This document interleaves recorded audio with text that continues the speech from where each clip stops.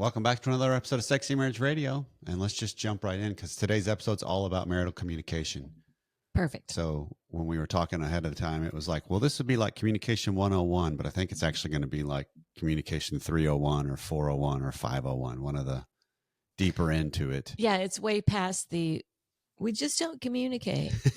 Right. So this is the email from a wife that just came in that says, I've been listening to the podcast a couple of years now. My husband occasionally listens as well when I send him an episode. We're recently struggling with an issue, however. We've been married for 17 years. We have 4 kids, and it's been quite the journey.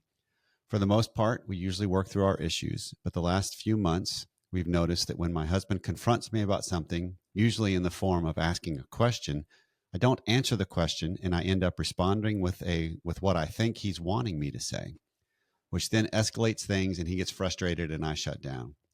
After going through this a few times, we've come to the conclusion that when I feel like there's a conflict, I instantly get defensive and try to placate. And I don't even realize I'm doing it in the moment. So I grew up with emotionally immature parents, and it's helped me and it's messed me up a little. I'm not sure how to get out of this cycle. I know I'm safe with my husband and I know he's not trying to attack, yet it triggers this response. What can I do to work through this? Thank you. Well, since this is an ongoing conversation that we get to have with the nation, and then specifically we get to have conversations based on how questions come in and frame it. If just a quick plug, if people out there in the nation want to have a conversation with us too, email us at feedback@sexymarriageradio.com or 214-702-9565 is the voicemail line. But here's what's interesting to me when you think about this, because some of this is there's nothing going wrong in the way things get revealed in us in marriage. Okay. Right. Because she says even when he brings something up in the frame of a question, she'll hear it as defensive, confronting. Well, I guess that was my biggest takeaway was when he confronts me about something. I'm curious if confronting sounds really conflictual and combative. Okay. As opposed to maybe other verbiage that would be used. You know, I mean, you just said when he asked me a question. That's different than confronting. But even what's interesting is they've recognized a pattern of he knows how to confront via asking a question, which is a sophisticated move of I'm bringing up something, but I'm doing it in the form of a question, which all of these patterns are learned. Mm-hmm. And so one of the things I want to ask them specifically right out the gates is when they first started noticing these patterns, who noticed it first? Who's the one that pointed it out first? Because if he's recognizing something in her, which is not at all unlikely, that we will see what our spouse is doing that makes me upset or frustrating or not dealing with something, more so than I will see what I'm doing that complicates the issues in general. That's kind of the way it unfolds when we're first getting introduced to this pattern and ourselves. And so if he's the one that's noticed this about her, and now she's coming to grips with, I think this is true, one of the questions she needs to ask herself is, how settled is she in that it is correct? Because sometimes we still will fight the fact that, no, I think you're wrong, and not even be honest to realize, no, it's right. I do this. And if I keep that fight going on, I'm avoiding what's actually being presented to me. Right? Because I'm like, how could you think this about me? I think you're so wrong. And then I start doing the worst in me threads, which is I start presenting back to you what you're doing wrong. And, well, you take the focus off of what the real issue was that was brought up, right? Exactly. It's the whole, well, you phrased it in the wrong way. The tone, you knew what I was going on. I was so busy and stressed right now. How could you even bring that up right now? And now all of a sudden, all I'm doing is getting after you because of your bad timing, rather than what you're bringing to me is 100% correct on what I'm doing about it. And then the same thing is true on his side of the equation. If he has learned how to confront via asking questions, is that always the best way forward? Because sometimes trying to be upfront about some things isn't a question, it's a statement that doesn't necessarily need to be responded to. Because if I come at you with a confrontation via a question, I'm eliciting a conversation. I guess I don't understand why a question is do you, I mean, do you have an example of why would a question be a bad way to address it? Well, it's all in how you frame the question, because think of how sophisticated we can get. I mean, I think of what lawyers do is they take whoever's on the witness stand down a path with the way they frame and set up their questions. Journalists do this. They frame questions to try to lead you somewhere. And we do this as married people, because I know how to approach you on some things based on what I'm reading, what's going on with the situation. I know maybe how to come at it a little softer or come at it head on. And there's a continuum between those. 32 years with you, baby. You've got the same data on me. Well, maybe I have data, but I'm not skilled at how to break it down, right? Fair. But to kind of set the stage that this is a normal pattern, that when something gets exposed to me, when I get confronted with something, there is an instinctual, in some ways even biological response mechanism that can kick in. It's a threat here. What I'm feeling is a perceived threat, which is oftentimes then responded to initially from the amygdala, the reptilian brain, which is just fight, flight, or freeze or fawn. Mm-hmm. Right. So it's just a true instinctual must protect self, must get out of this, must whatever. And that's just a human thing. And so the fact that she's actually recognizing this and they're bringing it up is fantastic. Because when we're under stress, that's when this wreaks the most havoc to us. Because I got a mini regression going on. I'm not functioning well. Yeah. And all of a sudden now the slightest little thing will elicit a bigger reaction than if you're kind of really functioning well. It's been a good day. You're kind of in good spirits. You can handle something that comes at you completely differently. And so first off, it's just recognizing this is just a normal pattern. So how you switch it is you just get better and better at recognizing it. And it's not his job to recognize it in her. Okay. And I mean, she could actually come to him and say, hey, if you feel like I was just placating things and trying to seek out what I think you want to hear, for the most part, I'm going to say, please tell me, because sometimes I'm going to not want you to tell me that either. Because nope, don't. Because maybe even I knew that, I didn't handle that well. I was just placating and I'm mad at myself. And then, hey, you realize, and then we're kind of piling on. Isn't that when you would legitimately ask the question, are you just placating me here? I mean, I just don't, is there anything wrong with asking that question? No, I don't think there is. But then it becomes, because here's where it gets so sophisticated in marriage, is it's not always because of lack of information or lack of agreement on something, or even there's an element of indifference. You ask me about something that you want to go do, and I'm like, yeah, I'm good with that. And that, you don't know if that's wait, are you really good with that? Are you just trying to avoid any kind of conflict and you're not good with that? Or you're so okay with that and you'll go along with it and you won't hold me responsible if it goes sideways. There's a lot of different elements within this that we have history over, that so we can start getting real deep into the weeds if we're not too careful with, okay, wait, this is just more about understanding patterns first and foremost, and then trying to get to where I start to realize for her, okay, what's motivating this idea of I'm just trying to avoid a conflict? Is that really what it is? Or am I really struggling with, I don't know how to be confident in my own voice? Because that's a different issue. Sure. They overlap and they feed off each other. Sure. There's a synergy here, obviously. And I guess some of this could be on the topic and whether you really have much of a passion for the topic or not on that. Sex, finances, money, kids, all the things that are kind of the hot buttons. Well, I might be more passionate about, but where we go to eat, I may not be as passionate about. Well, and sometimes though, when the timing of something that happens or the way in which it is brought up comes across as feel like I'm being judged, feels like I'm being criticized about something, when maybe I am, maybe I'm not, because this is where there's so many layers in this. Right? I mean, even this morning, let's just use us as an example. That we have an example for sure.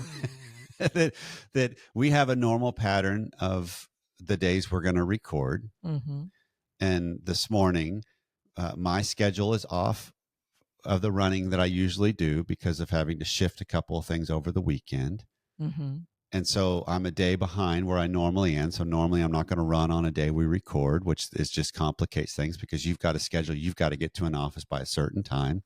Mm-hmm. And so when you come out getting ready to run, I'm reading that as, did you forget we're going to record this morning? What are you doing? Right. And I didn't say any of this. It's just what's going on in my head.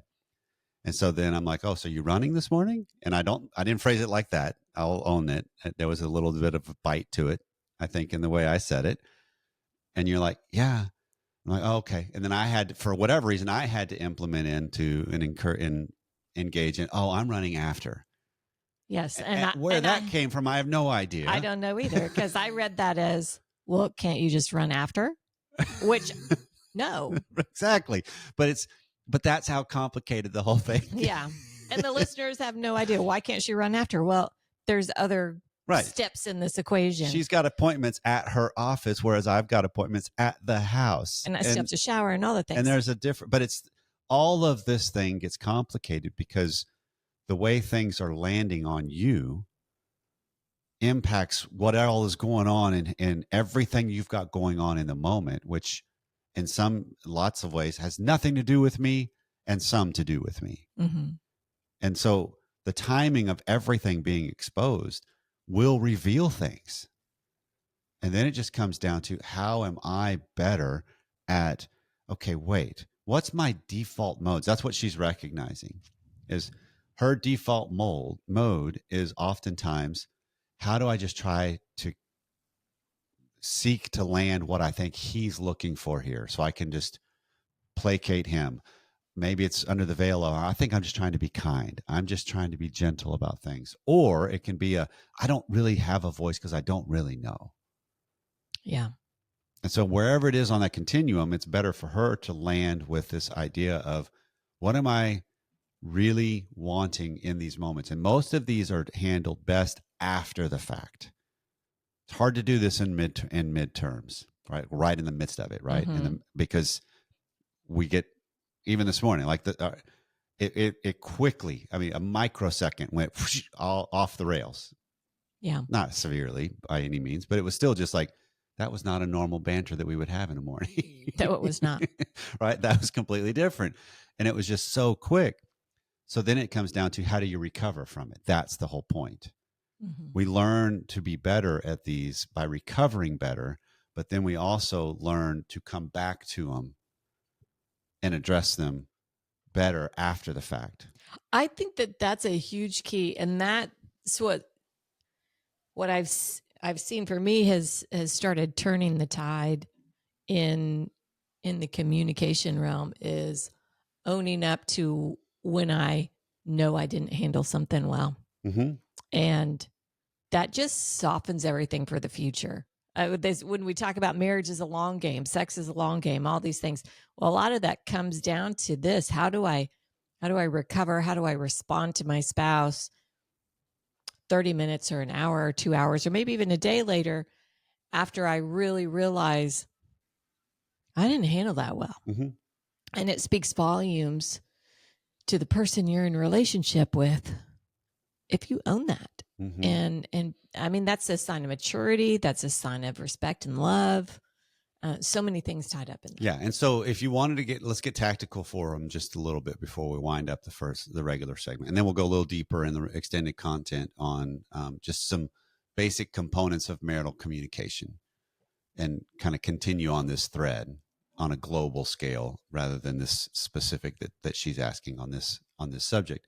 So when she starts to recognize there's patterns, or he recognizes their patterns, because the fact that they both understand this and recognize this, then they're much better equipped to start leaning into the dynamic with themselves better. Yeah, and they're handle themselves better, not each other, but Yeah. themselves better. Yeah. And so one of the things I love, and this is a Dr. Glover statement, is keep the conversations, like whenever you're being asked a question, use a 1 or 2 sentence rule as an answer. Don't go longer. If it can be a short, concise, just answer the question, do it. I need that with my kids when I try to preach to them. Right. Yeah, but it's the Okay, base. I like it. But the I basic like it. premise, and it works on the other side too. That if I got a question or something I'm asking or something I want to bring up with my spouse or a kid or somebody that matters to me, I need to adopt this 2 sentence rule there too. Because Yeah. if it takes me longer than 2 sentences to try to get across what I'm wanting to say, Yeah. I've already lost the ground I'm hoping to gain. Because they stop listening. And I'm adding so much more data in it, because part of what I'm betting happens is he will bring up something in this equation. This is just my hypothesis that I'd want to explore in real time with them if they were working with me. Sure. Is he would bring up something, and it may not be concise. It may also have, hey, I was really wanting to go do this, and then the last time we did this, it wasn't really, so you start adding other layers to it. And now what our brains can do, because this is the worst in us that's so adept at avoiding things, is my brain can then latch on to something that you brought up that was wrong, so I can avoid what actually is being exposed that was right. Fair.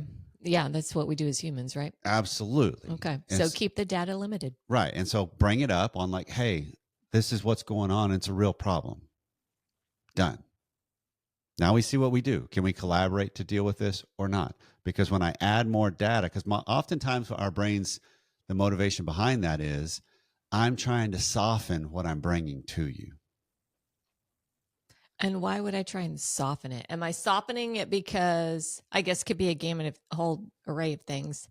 I'm wondering, am I softening it because I don't like conflict, or because I don't want to hurt their feelings, or because I'm not confident in myself? Yes, let's go with all of those.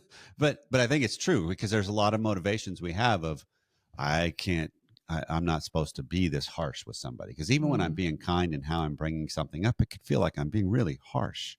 Yeah. Because it goes against what I was raised with and what's been modeled. Yeah. Or there can be an element that maybe I was raised in this environment. Somebody up in the Northeast was raised, oh, just be blunt. I mean, sometimes the clients I get that are in New York, they're fantastic because they're like, bring it. This is the way I live. I live life completely out loud. Yeah. But even that's not in the South, right? Even that's not a hierarchy of functioning, though. Let's just be clear. Blunt doesn't always mean I like blunt coming back at me. Sure. And so it's just this element of when I can keep it more concise, I get to the root faster, which is the whole point. I get to an understanding faster. I see myself cleaner. And then you can also look at it as I'm having these dialogues, what do I need to do to pause them if I need to realize, wait a second, I'm seeing myself here and I'm not settled. Mm-hmm. And a lot of times I need to really recenter before I continue on. It's not just a quick, I can derail a lot faster than I can get back on the rails. Sure. Right. Because it's a deeper embedded mechanism in our brain, in our feelings, and all of the cycles we've got within us, all the systems we have within us operate so much faster than the mechanisms I need to employ to get back on track. Well, you just think of your visual there of derailing. Mm-hmm. When I derail, I got things that got broken. Maybe there's a fire that started and things exploded. I got to have a cleanup crew come in. Right. I mean, it does, because there's harm that can come in there that then you got to repair. Right.